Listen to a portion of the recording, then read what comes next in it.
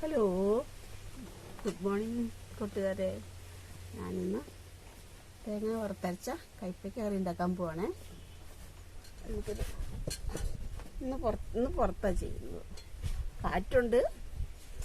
ഇതിനകത്ത് തേങ്ങ എന്തൊക്കെയാണെന്ന് പറയാം. തേങ്ങയുണ്ട്, ചുവന്ന ഉള്ളി, കുഞ്ഞുള്ളി അതിട്ടുണ്ട്, പിന്നെ കരിവേപ്പില, പിന്നെ വെളുത്തുള്ളി, ഒരു തുള്ളി, അതായത് ഒരു നുള്ള് വലിയൊരു നുള്ള് പെരിഞ്ചീരകം കേട്ടാ. നമുക്ക് വറക്കാം. അയ്യോ, ഇവിടെ ഭയങ്കര പുകയാ, പുക നമുക്കിത് വറുത്തിട്ട് കയ്പ്പയ്ക്ക കറി ഉണ്ടാക്കാം.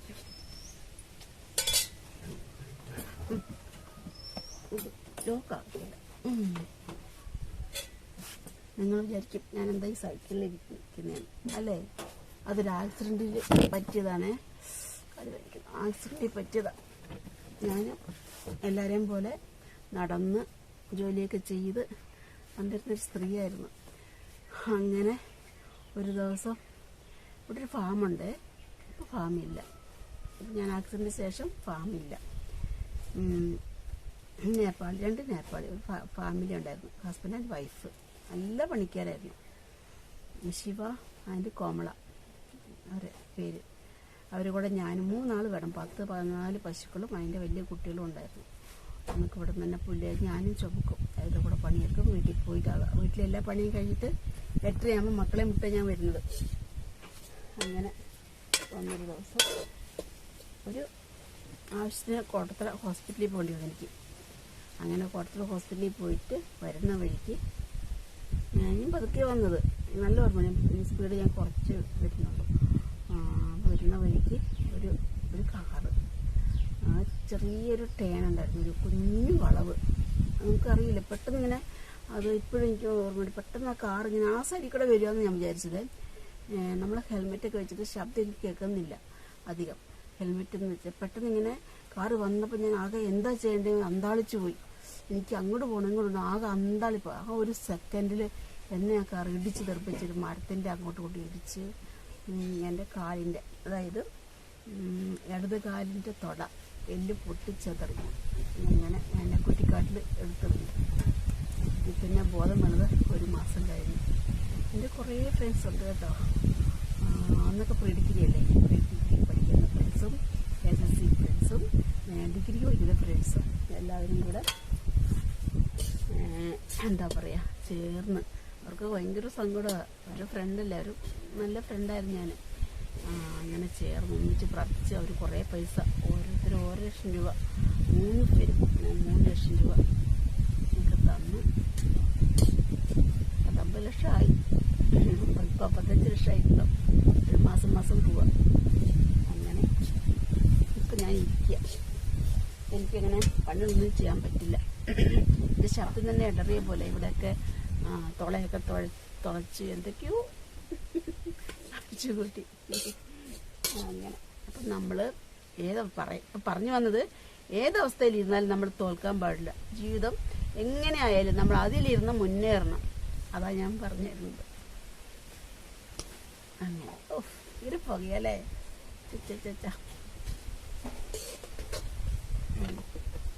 അപ്പം കൂടെ അമ്മയുണ്ട്. അമ്മ 2 ദിവസം നമ്മുടെ ആ വീട്ടിൽ പോകും. അപ്പം അടുക്കളപ്പണി മൊത്തം ഞാനാണ്. അല്ലെങ്കിൽ ഞാൻ ചെയ്യും കേട്ടോ. അടുക്കളപ്പണി ഒരുമാതിരിപ്പെട്ട പണിയൊക്കെ ചെയ്യും. അങ്ങനെ ഇത് പറയുന്നതെന്ന് വെച്ചാൽ എന്നെ പോലെ കുറേ പേരുണ്ടാവുമല്ലോ അങ്ങനെ ഇരുന്ന് വിഷമിക്കുന്നവരൊക്കെ. അവരെയൊക്കെ ആശ്വസിപ്പിക്കാൻ വേണ്ടിയാണ് ഈ ഒരു സഹോദരി ഇങ്ങനെ പറയുന്നതെന്ന് വിചാരിക്കുക കേട്ടോ. നിങ്ങളുടെ എല്ലാവരുടെയും കൂട്ടുകാരില്ലേ ഞാൻ. അതെ,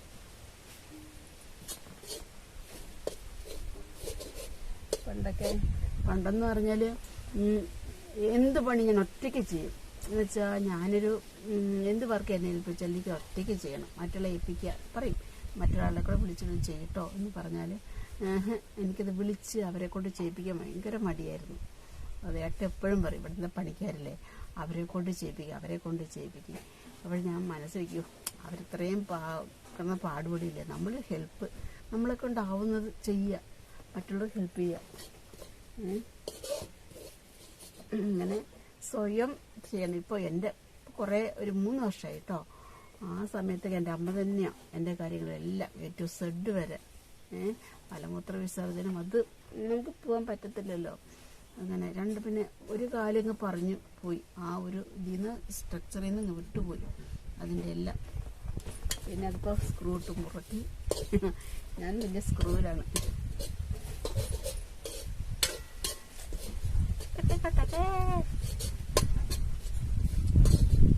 ഇത് പുറത്തടുപ്പായത് നമുക്ക് ഒരു കണക്കിന് നല്ലതാണ്. പക്ഷെ ഈ കാറ്റിപ്പോളൊരു ശത്രുവായിരിക്കുവാണ്. കാറ്റിങ്ങനെ വീശിച്ചാൽ എങ്ങനെ ഈ തേങ്ങ വറുത്തെടുക്കും? പറ കാറ്റ്. അയ്യോ, ഇതിവിടെ ഇരുന്നിട്ട് അത് ഉപ്പാണ്. ഉപ്പായിരിക്കും ഒരു തടസ്സമായി.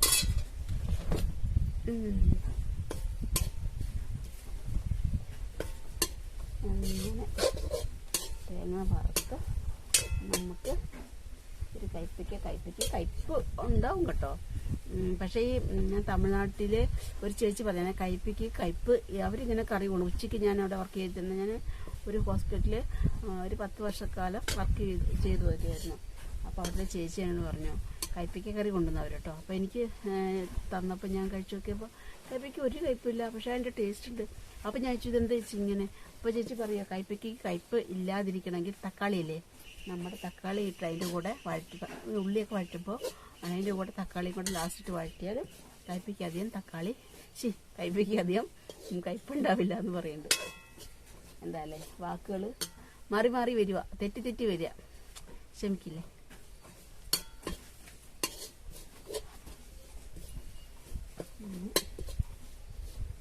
വറുത്ത് നമുക്കെടുക്കാം. നമുക്ക് തേങ്ങ ഇതുപോലെ മൂക്ക കണ്ടില്ലേ, ചുവക്ക മൂക്ക്. നമുക്ക് പൊടിയിടാം. മല്ലിപ്പൊടി, മുളക് പൊടി, കുറച്ച് ഉലുവപ്പൊടി.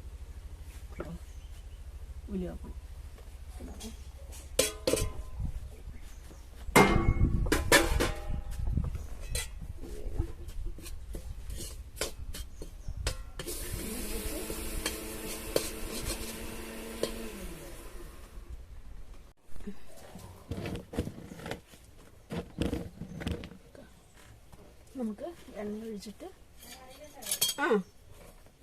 കുറച്ച് വറുക്കാനുണ്ട്. ഒരു സ്പൂൺ, ഒരു 1/4 ടീസ്പൂൺ മതി. എണ്ണ കൂടിക്കഴിഞ്ഞാൽ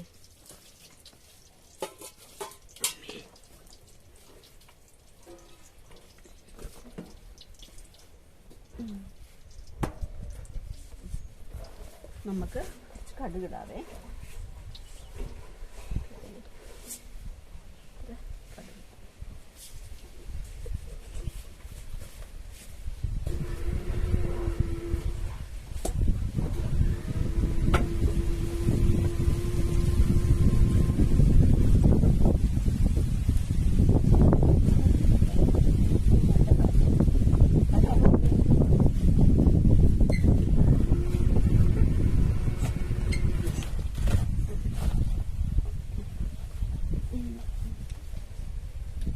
നിങ്ങളിങ്ങനെ വയ്ക്കാറുണ്ടോ? കൂട്ടിക്ക വറുത്തരിച്ചിട്ട് വയ്ക്കും. എല്ലാവരും വയ്ക്കും അല്ലേ? കുറച്ച് പുളിയൊക്കെ ഒഴിച്ചാൽ നല്ലതാണ്. പുളിയുള്ള കാട്ടു തക്കാളി ഉണ്ട്, കുറച്ച് കുഞ്ഞു തക്കാളിയില്ലേ, അത് ഇഷ്ടംപോലെ ഉണ്ട്. തക്കാളിങ്ങനെ വേവിക്കും കേട്ടോ, കഴിക്കാൻ പറ്റത്തില്ല. കടുക് പൊട്ടുന്നുണ്ട്.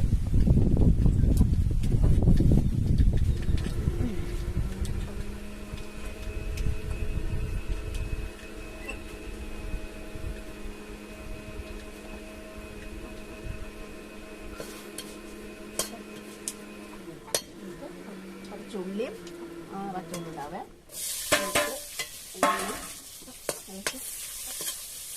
ഇത് കുറച്ചിങ്ങനെ വഴന്ന് കുറച്ച് മൂത്ത് വരുമ്പോൾ നമുക്ക് ആ കാട്ടു തക്കാളി ഇടാം. കാട്ടു തക്കാളിക്ക് നല്ല പുളിയാണ്, പക്ഷെ നല്ല ടേസ്റ്റാണ് അത്.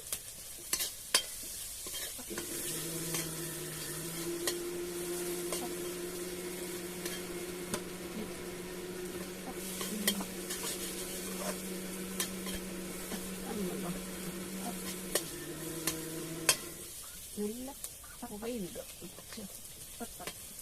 റവ അവിടെ തൊട്ട്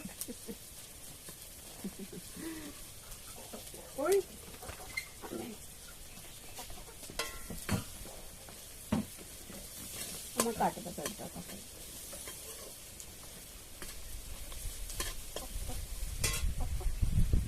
ഇത് കഴിഞ്ഞ തല്ലി കൊണ്ടോട്ടെ. വയലിൽ വരുമ്പോൾ ഇത്ര വേണം കേട്ടേ. പുളി ഉണ്ടല്ലോ അല്ലേ? പുളിയുണ്ട് അമ്മ. ഈ തക്കാളി ഇടാവേ.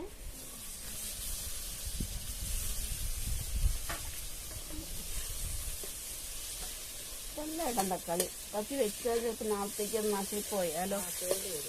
നാളെ തക്കാളി എല്ലാം ഇടാം നമുക്ക്.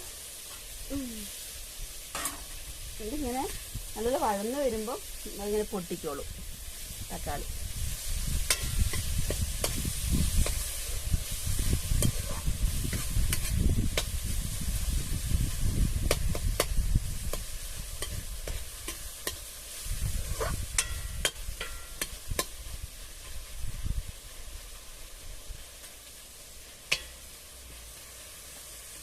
ഉപ്പൊക്കെ മുഖത്തോട്ട് തരും.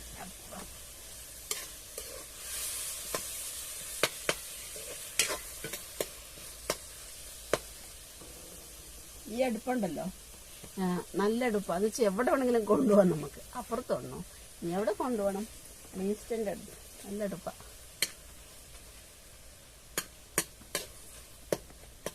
ഇവിടെ നമുക്ക് കൊണ്ടുപോകാം. വേവട്ടെ. നമ്മുടെ തക്കാളി, കാട്ടു തക്കാളി കുറച്ച് വഴണം. നമുക്ക് ഇത് കഴുകിയതാണ്. ഇത് വാരി ഇടാം.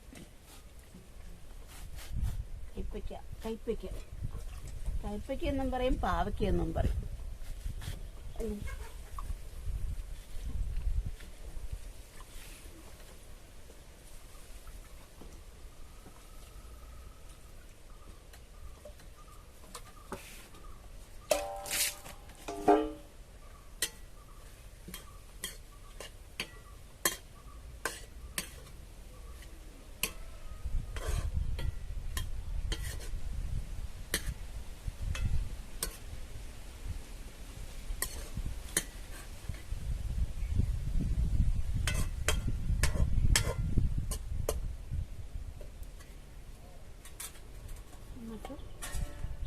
അടച്ച് വെക്കണം.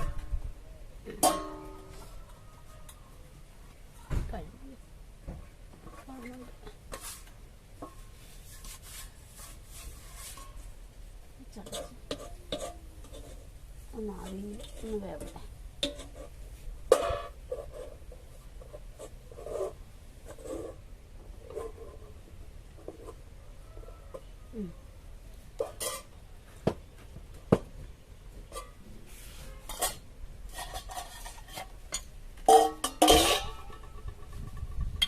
ആവിയിലൊന്ന് വേവട്ടെ. കഴിപ്പിക്കാം. വെണ്ണത്തിന് അരപ്പൊഴിക്കാം.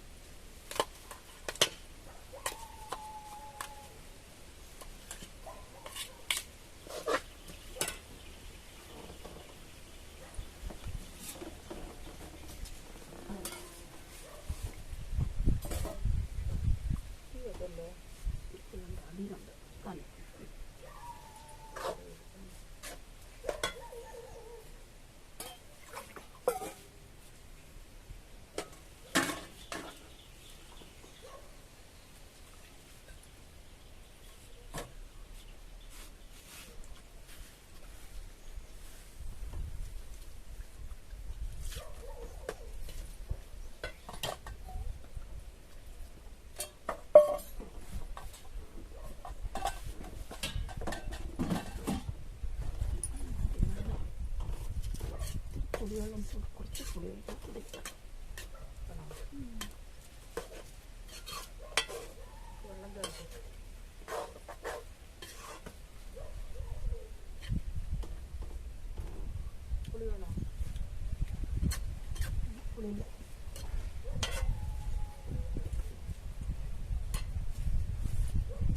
പുളിയോട് ചേർക്കാം. പുളി കോലുപുളി ഇല്ലേ ഇങ്ങനെ പിഴിഞ്ഞ് ആ പുളി ഇങ്ങനെ തക്കാളി പുളിയുണ്ട്, ഇലപ്പുളി പോലെ കൈപ്പുള്ള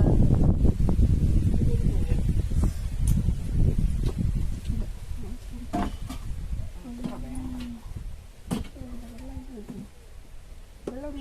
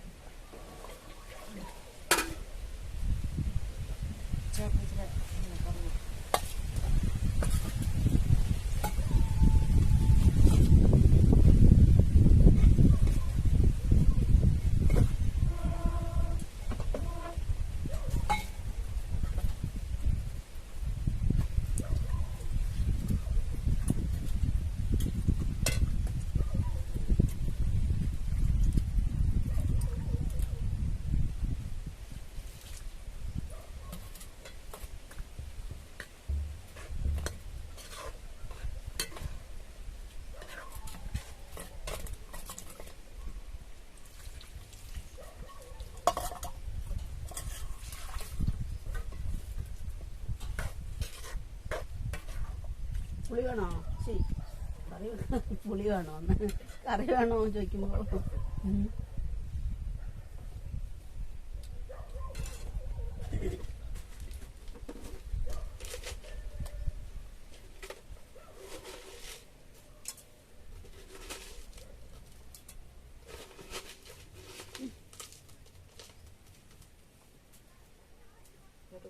ഒന്നും അറിയുന്നില്ല.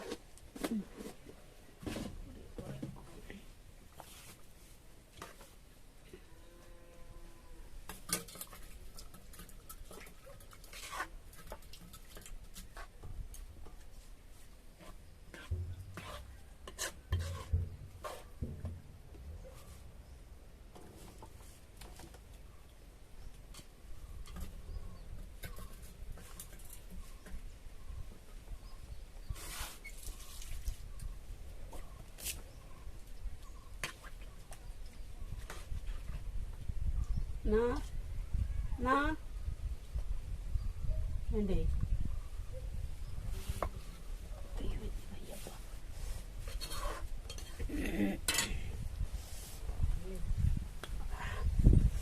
അങ്ങനെ തിളച്ച് കഴിഞ്ഞാൽ തിളച്ച് വറ്റാറാകുമ്പം നമ്മുടെ കത്തിക്ക കറിയായി.